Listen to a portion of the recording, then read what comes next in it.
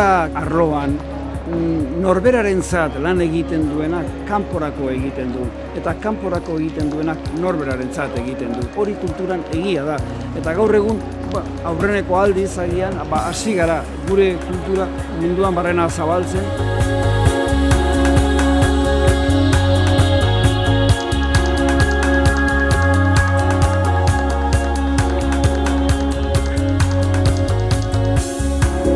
I think culture has been probably the one specific differential quality of Bilbao transformation plans, with effects which are visible in urban terms, in economic terms, in visibility terms, but also probably in terms of the social psychology of the city, of how citizens perceive their own city.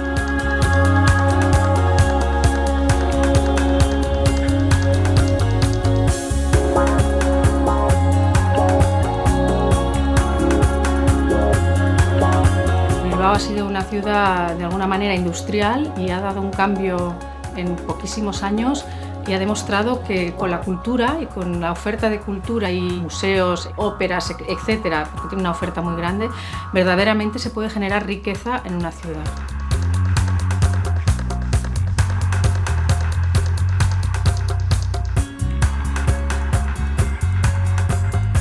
Nunca he pensado que alguien pueda venir aquí y no pasárselo bien o no disfrutar. Creo que somos una ciudad que nos gusta disfrutar con esos encuentros con la gastronomía, con la música, con el canto, el poder compartir esos momentos, ¿no?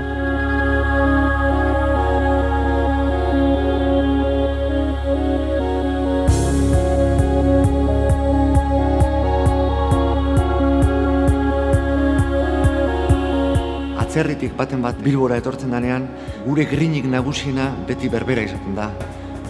Mailan eseri, konfort guztiakin, eta plater bat, eta beste bat, eta beste bat, eta beste bat.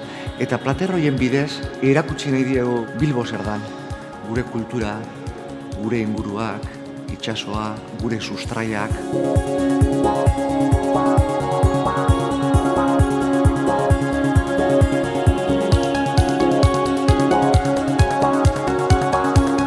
Ote da munduan inor bere hizkuntza maitatzen ez duenik.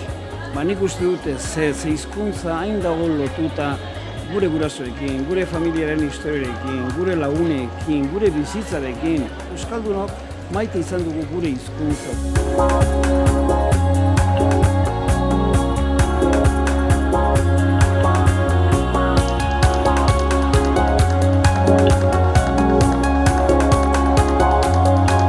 This museum has shown that culture can be a very effective investment, not only to enhance and improve the quality of life of the citizens, but also as a catalyst for economic transformation.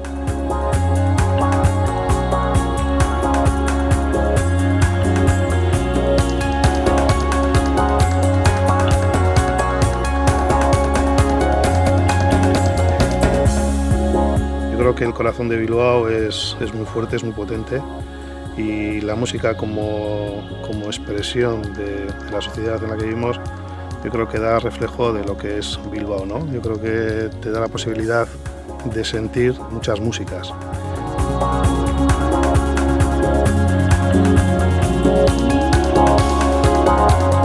Estoy enamorada de la ciudad de Bilbao, de la transformación que ha tenido la ciudad de Bilbao. Y creo que hoy es un ejemplo a seguir y es una ciudad a visitar por obligación, solo por saber lo que han hecho en pocos años y lo que han conseguido construir en cuanto a cultura y evolución de una ciudad moderna, una ciudad amable, una ciudad que merece la pena.